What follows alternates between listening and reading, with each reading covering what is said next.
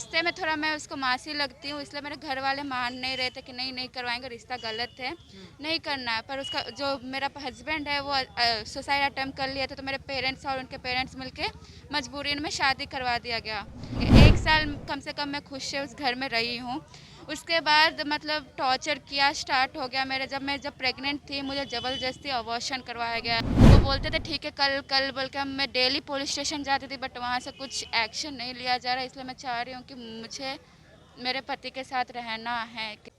हमारा समाज अब बेटियों को न्याय दिलाने के लिए आगे तो आता है। सरकारें लाख दावे करती है, लेकिन सरकार की लचर व्यवस्थाओं से आज भी बेटियां त्रस्त हैं। एक हमारे साथ एक बिहार की बेटी है और नीतीश कुमार की आप बेटी कह सकते हैं, क्योंकि नीतीश कुमार का ही ये बयान था कि पूरे प्रदेश की बेटी हमारी बेटी है और उसकी सुरक्षा के लिए, उसकी जिम्मेदारी उठाने के लिए सरकार भरपूर कोशिश करेगी और पुरजोर तरीके से तैयार रहेगी। अब इनकी क्या ऐसी समस्या है जो यहाँ से कुछ ही कदम दूरी पर जनता दरबार चलता है और उसी जनता दरबार में ये गुहार लेकर के पहुंची हैं। हालांकि वहाँ की प्रक्रिया कुछ अलग है, ये अंदर जा नहीं सकती हैं, लेकिन हम अब इनकी समस्या जानने की कोशिश करेंगे। कहाँ से आई हैं आप? मैं हिलसा से आई हूँ, नालंदा जिला से।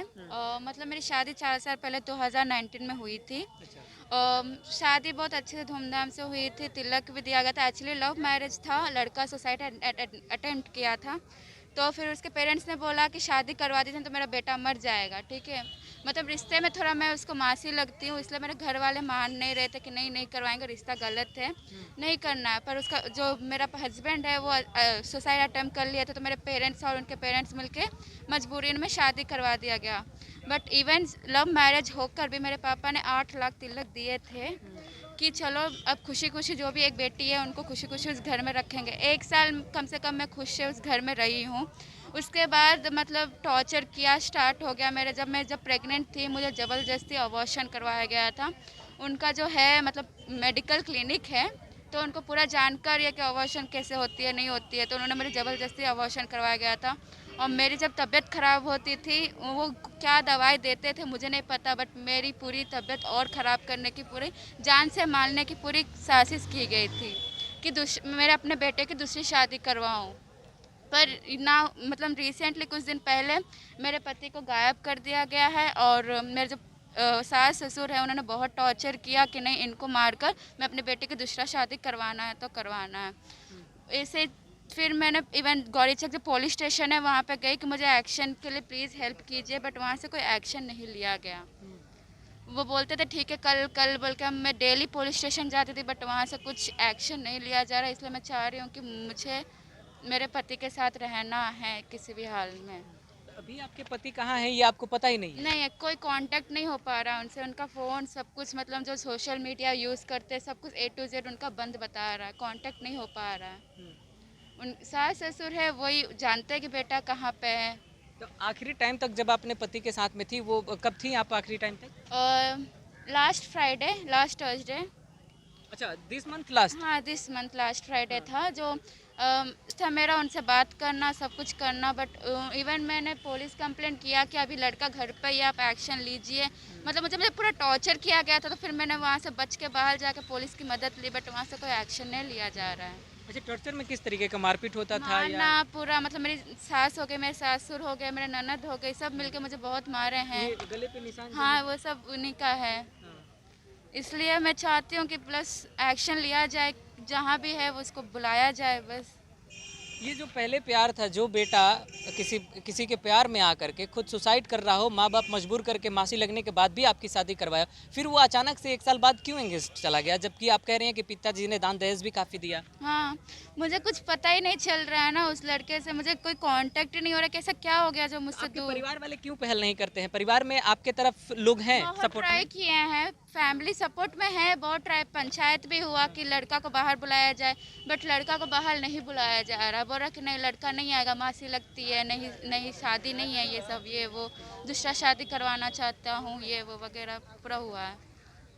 पंचायत भी हुआ था, ऐसी बात नहीं है आप पूरा। उसके घर जाकर ससुराल में रह चुकी हो, बावजूद इसके अब उसकी दूसरी शादी करवाई जानी है, अभी याद आया कि आप मासी लग रही हो? वही तो, इसलिए तो मैं बोल रही हूँ कोई एक्शन लेगा तभी तो मुझे कुछ हेल्प होगा, तभी तो मैं कुछ बोल पाऊँ। कोई एक्शन लेने का तैयारी नहीं है। पुलिस जाता है वहाँ पे, वहाँ से रिटर्न हो जाता है, अब उनको घूस मिलता है क्या मिलता है वो जाने।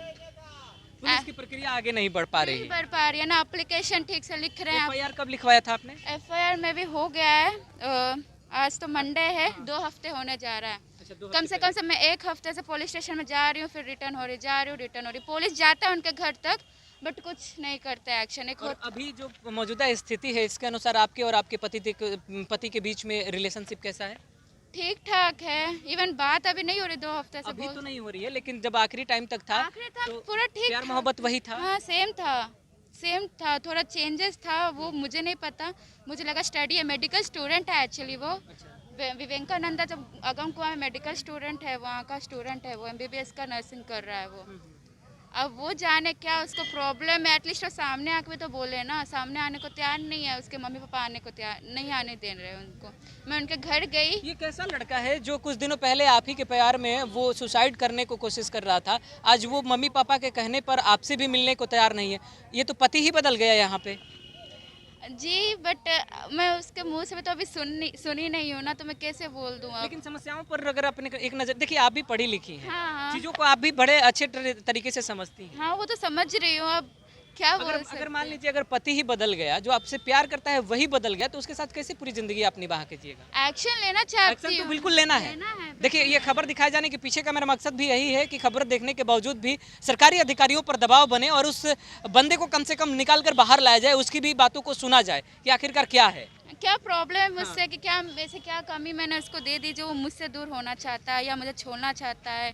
क्या प्रॉब्लम है? अगर हम वही कह रहे हैं कि अगर हमको आपसे प्यार है तो हम अपनी समस्याओं को आपके समक्ष तो रखेंगे, हम मिलके तो समाधान निकालेंगे। हाँ, बात अगर सही साथ है। रहना है तो। हाँ, बट लड़का को सामने उसके घर वाले आने नहीं दे यहाँ रहे। जनता दरबार में आप यहाँ पर आई हैं, आपको क्या पता नहीं था कि यहाँ पर ऐसे नहीं मिला जा सकता है? नहीं, मुझे नहीं पता था। एक्चुअली मैं हैदराबाद की हूँ, मुझे पंचायत लोग ने बोला कि जाओ वहाँ पे, आपको वहाँ से हेल्प मिल सकता है। हैदराबाद की हैं? हाँ, मतलब हैदराबाद की हूँ। मेरा पापा बिजनेसमैन है, हैदराबाद में रहते हैं मेरे पापा, बस मेरी मम्मी अभी अच्छा, साथ। रहने वाले यहाँ के हैं, रहते हुए वहाँ हैं आप? हाँ हाँ, तो इसलिए मुझे इतना नॉलेज नहीं पता था कि हाँ क्या है नहीं है। मुझे बस पंचायत लोग ने बोला कि वहाँ जाओ, वहाँ से एक्शन लिया जाएगा, इसलिए मैं आई यहाँ पे। ससुराल है, थाना गौरी चक है। थाना गौरी चक बेलदारी चक ससुराल है। और कछियामा घर है। हैदराबाद ने ये सब रहा हलथिन। तो हुए जाके शादी विवाह कर ले हिस्सा लाके आई, आप कहे रखबे ना करम। क्या नाम है आपके ससुर जी का? ससुर जी का नाम है उत्तम कुमार। एक्चुअली उनका अमरजीत मेडिकल स्टोर है, मेडिकल बेलदाई चक में। और सूर्यजीत मेरे पति का नाम है, वो मेडिकल स्टूडेंट है। किस कॉलेज से? स्वामी विवेकानंदा, आई थिंक, मुझे उतना पता नहीं। स्वामी विवेकानंदा कॉलेज है वो, इनका वहाँ का मेडिकल स्टूडेंट है, नर्सिंग कर रहा है। उनके पापा भी हैं जो मेडिकल है। एक्चुअली मुझे नहीं लगता कि वो डॉक्टर हैं। अगर वो डॉक्टर होते तो इस तरीके वो बिहेव नहीं करते। जो अबॉर्शन उन्होंने मेरा बिना परमिशन लिया अबॉर्शन उन्होंने ज़बरदस्ती करवाया, बेहोश करवा कर, तो वो डॉक्टर नहीं हो सकते ना। उनको कुछ हम बोल नहीं सकते हैं।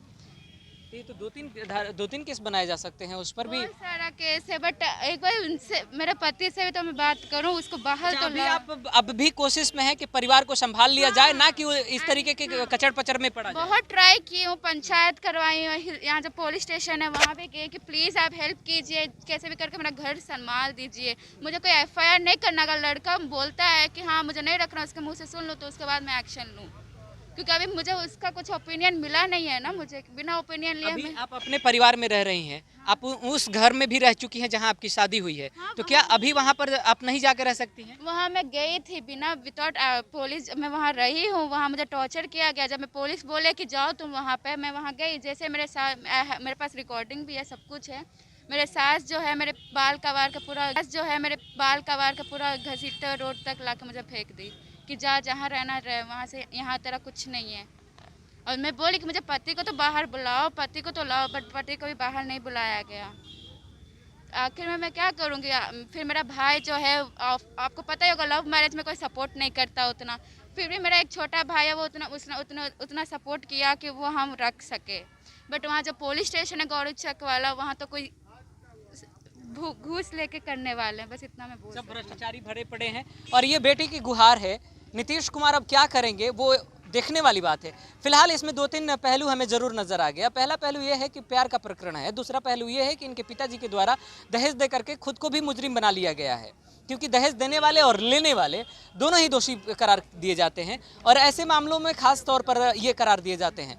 खास और इसके बाद अगर आगे की मैं बात करूं तो अभी ये परिवार रोड पर है, अभी ये लड़की रोड पर है और अभी ठीक जनता दरबार के बाहर ये खड़ी हैं और इनकी बस गुहार इतनी सी है कि इनकी प्रक्रियाओं को एक बार मुख्यमंत्री जी सुन लें और सुनने के बाद निवारण करने की कोशिश करें।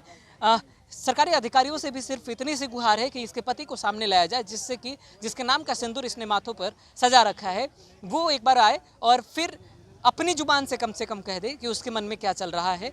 जो कभी इसी लड़की के प्यार के लिए पागल हुआ फिरता था, दीवाना हुए फिरता था, सुसाइड करने की कोशिश से करता हुआ फिरता था, आज इस स्थिति में क्यों। फिलहाल इस खबर में इतना ही। आगे की खबरों के लिए आप बने रहे हमारे साथ। देखना होगा कि आगे में क्या इस पूरे प्रकरण में होता है। कैमरा पर्सन शिवम के साथ मैं अभिषेक तिवारी, पटना।